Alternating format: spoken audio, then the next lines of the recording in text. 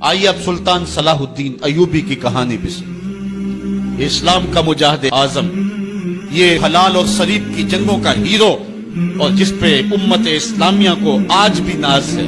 اس کے زمانے میں ریجینالڈ بدبخت ایک انگلستان کے شہزادے نے حاجیوں کے قافلے کو روک لیا اور ان کا سامان لوٹ لیا۔ انہوں نے کہا ہم حج پہ جا رہے ہیں، تم نے ہمارا سامان لوٹ لیا، ہمیں جانے دیں۔ اس نے دریدہ دہنی کرتے ہوئے کہا بلاؤ اپنے نبی محمد کو جو تمہاری جان چھڑائے۔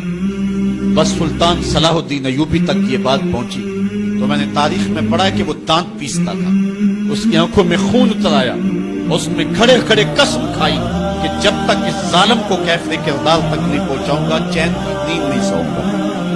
پھر پونے دو سال کا عرصہ آپ سلطان صلاح الدین ایوبی کی زندگی دیکھیں، جنگی مہموں کو ترتیب دیتا، دن رات اس نیک کر، نیند قریب نہ آنے دی۔ جب نیند بہت زیادہ تنگ کر دی تو پھر وہ خیمے کی چوب کے ساتھ ٹیک لگا کے کھڑے ہو کر کے اپنی آنکھوں کی آگ بجھا لیتا، اور پونے دو سال کا عرصہ اس نے چارپائی پہ لیٹ کے نہیں دیکھا۔ پھر وہ لمحے آئے کہ اللہ نے اس کی مراد پوری کی۔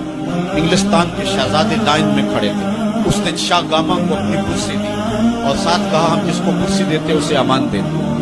پھر اس نے اس کے جو نائٹس تھے ان کو آپ خورے دیے، ان میں پانی دیا، کہا جس کو ہم پانی دیتے ہیں اس کو امان دیتے ہیں۔ پھر جب ریجینالڈ کی باری آئی تو بادشاہ کی رگیں پھول گئی غصے سے۔ اس نے تلوار نہم سے باہر نکالی اور اس کی چھاتی پہ چڑھ کے اس کی گردن پہ تلوار رکھ کے اس کے ٹکڑے کرتے ہوئے کہا او کتے، تم نے کہا تھا بلاؤ اپنے نبی محمد کو، محمد عربی نے اپنا نوکر بھیج دیا۔ اور اس طرح اس ریجینالڈ کتے کے دو ٹکڑے کر کے رکھ دیے۔ یہ ہماری تاریخ ہے، یہ اور روشن تاریخ ہے۔